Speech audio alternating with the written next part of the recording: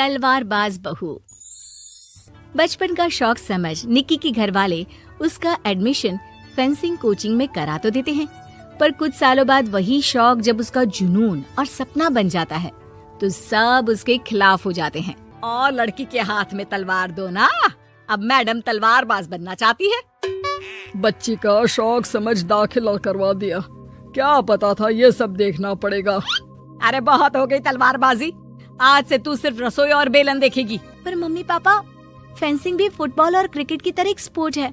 थोड़ी और प्रैक्टिस के बाद मुझे स्टेट, फिर नेशनल और फिर इंटरनेशनल खेलने का मौका भी मिल सकता है। निक्की की बात से भड़के हुए घर वाले आगे कुछ सुने या समझे बिना उसके घर में रहने का ऐलान कर देते हैं, जिसके कुछ हफ्तों बाद निक्की की आयुष के साथ शादी हो जाती है। ससुराल पहुंचने के कुछ दिनों बाद बहुत हिम्मत के साथ निक्की फिर वही फरियाद लिए इस बार अपनी सास के पास जाती है। मम्मी जी, क्या मैं कोचिंग दोबारा शुरू कर सकती हूँ? कैसे कोचिंग? तेरे मम्मी पापा ने तो हमें किसी कोचिंग या पढ़ाई के बारे में नहीं बताया।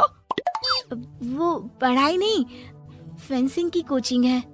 और देख, अपने अंग्रेजी के बड़े बड़े शब्द ना मुझसे ना बोला कर, सीधे सीधे बता कि ये फेंसिंग है क्या।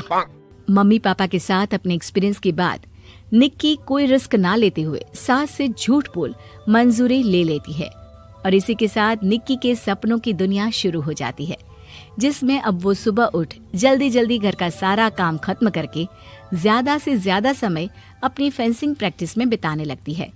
इसी तरह महीने बीत जाते हैं। वाओ, आई कांट बिलीव, जो सपना एक बार नामुमकिन लग रहा था, आज मैं उससे सिर्फ 2 हफ्ते दूर हूँ। निक्की, तुम बहुत अच्छा कर रही हो, बस अपने फॉर्म को खराब मत होने देना और नेशनल्स का मेडल तुम्हारे गले में आना पक्का है। इस बात को सुनकर निक्की नेशनल गेम की खुशी में झूमती हुई जैसे ही उस शाम घर पहुंचती है तो आयुष को पैर में प्लास्टर के साथ सोफे पर बैठा देख परेशान हो जाती है। ये क्या, कैसे हुआ? किसी ने मुझे फोन क्यों नहीं किया? ऑफिस से आते हुए रास्ते में किसी ने टक्कर मार दी, इसलिए बहू कल से इसके ठीक होने तक तो कोचिंग से छुट्टी ले ले, डॉक्टर ने पूरा बेड रेस्ट बोला है। पति की हालत और सास की बात से हैरान परेशान निक्की आगे कुछ बोले बिना अपने कमरे में चली जाती है। अब मैं क्या करूंगी? दोनों तरफ मेरी जिम्मेदारी है, अगर एक भी पूरी नहीं की तो लाइफ में दोबारा सुकून की सांस नहीं ले पाऊंगी। सच बता दूं क्या? नहीं, अगर इन्होंने भी घर में कैद कर लिया तो बचा कुचा मौका भी खो दूंगी। भगवान, आपने मुझे कहाँ फंसा दिया। मन ही मन ये सब सोचते हुए निक्की घर के काम और पति की सेवा में लग जाती है। इसी तरह 1 हफ्ता बीत जाता है। बहुत सोचने के बाद भी जब कोई दूसरा रास्ता नहीं दिखता तो निक्की सबको फेंसिंग की सच्चाई बताने का फैसला करती है और सास और पति के पास आती है। मम्मी, आयुष, मुझे आप दोनों से एक बात करनी है। तुम्हें भी मम्मी की तरह गैस हो गई है क्या? तू भी बूढ़ी औरत की मजाक उड़ा ले। एक दिन जब तेरे बच्चे तेरा मजाक उड़ाएंगे ना तो मैं भी उनके साथ बैठकर हंसूंगी। घर का ये हंसता खेलता माहौल देखकर निक्की आगे कुछ बोल ही नहीं पाती। तभी गोलियां चलने की आवाज सुनकर सब डर जाते हैं और कुछ आतंकवादी घर में घुसकर सबको बाहर निकाल देते हैं, जहां उनके एरिया के बाकी सब लोग भी इकट्ठा होते हैं। कोई किसी भी तरह के होशियारी नहीं करेगा, हमें बस कुछ समय के लिए चुप रहने की जगह चाहिए, इसलिए अगर तमीज में रहोगे तो जिंदा बच जाओगे, और अगर मरने का ज्यादा मन हो तो अपना सीआईडी वाला दिमाग चला सकते हो। डर की वजह से कोई इसके आगे कुछ नहीं बोलता। कुछ घंटे इसी तरह आतंकवादियों की कैद में बैठे रहने के बाद निक्की की सास गुस्से में चिल्लाने लगती है। अरे तुम कल मुँहों को आम लोगों को परेशान करने के अलावा और कुछ नहीं आता क्या? मैं कहती हूँ, अरे एक एक को मेरी बद्दुआ लगेगी, कोई जिंदा नहीं बचेगा। ये अब क्या कर रही हो मम्मी? सॉरी, वो परेशान हो गई इसलिए कुछ भी बोल दिया। प्लीज इन्हें छोड़ दीजिए, अब कुछ नहीं बोलेंगी। अरे तू डरपोक की तरह इनसे माफी मांग रहा है, कुछ तो अपने पापा के गुण ले लेता।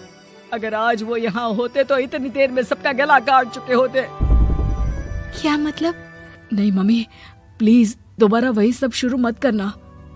आखिर कोई मुझे भी बताएगा कि बात क्या है। तेरे ससुर जी अपने समय के सबसे बेहतरीन और उम्दा तलवारबाज थे। कोई कितनी भी बड़ी बंदूक या कितने भी ज्यादा हथियारों के साथ उनके सामने क्यों ना आ जाए, सबको एक एक करके चित कर देते थे। वाह, ससुर जी और क्या क्या करते थे? निक्की का इंटरेस्ट देख सास उसे ससुर जी और उनकी तलवारबाजी की कहानियां सुनाने लगती है, जिन्हें बहुत देर तक सुनने के बाद अपने आप को रोक ना पाते हुए निक्की आखिर उनसे तलवार के बारे में पूछ ही लेती है। मम्मी जी, क्या पापा जी की वो तलवार आज भी आपके पास है? अरे इन्होंने अपने बेटे से ज्यादा उस तलवार से प्यार किया है तो फेंक कैसे देती, संदूक में संभाल कर रखी है। आयुष की बात सुन निक्की की आंखें चमक उठती हैं और वो सब कुछ भूल तलवार निकालने की बात कर बैठती है, जिसे सुन बाकी दोनों की आंखें फट जाती हैं। क्या बोला, जरा फिर से बोल। क्या कहानियां सुनकर तुम भी अपने आप को झांसी की रानी समझने लगी? यही समझ लो कि तुमने झांसी की रानी के साथ ही शादी की है। ओ मोहतरमा, जरा सपनों की दुनिया से बाहर निकल आओ और शांति से बैठ जाओ। आई बड़ी झांसी की रानी बनेगी। माहौल की गंभीरता और सास आयुष का रिएक्शन देख निक्की के पास उन्हें सच्चाई बताने के अलावा और कोई ऑप्शन नहीं बचता, इसलिए वो बिना कुछ सोचे समझे और देर किए उन्हें पूरी सच्चाई बता देती है, जिसे सुन दोनों भौंचक्के रह जाते हैं। और इसी के साथ अगले हफ्ते मुझे नेशनल्स खेलने का भी मौका मिला है, भरोसा कीजिए मैं कर सकती हूँ। निक्की की बातों से अभी तक सदमे में बैठे आयुष और सास उनकी तबीयत खराब होने का बहाना बनाते हैं और दवाइयाँ लाने के बहाने घर के अंदर जाने की बात करते हैं, जिस पर एक आतंकवादी भी उनके साथ घर के अंदर जाता है। निक्की दवाइयाँ लेने के बाद बाथरूम का बहाना बनाकर सास के कमरे में पहुंच जाती है। अब क्या बाथरूम भी साथ चलोगे? यही कमरे में रुको। 5 मिनट में बाहर नहीं आई तो अंदर आकर सारी गालियां सिर में उतार दूंगा। निक्की बाथरूम के अंदर चली जाती है। अब क्या करूं? तलवार कैसे निकालूं? मुझे किसी भी तरह इससे छुटकारा पाना होगा। सोच निक्की, जल्दी कुछ सोच। कुछ देर परेशान बाथरूम में इधर से उधर घूमने के बाद निक्की की नजर फर्स्ट एड बॉक्स पर पड़ती है और वो तुरंत उसमें से कैंची निकालकर उसे छुपाते हुए चुपचाप बाहर निकल आती है।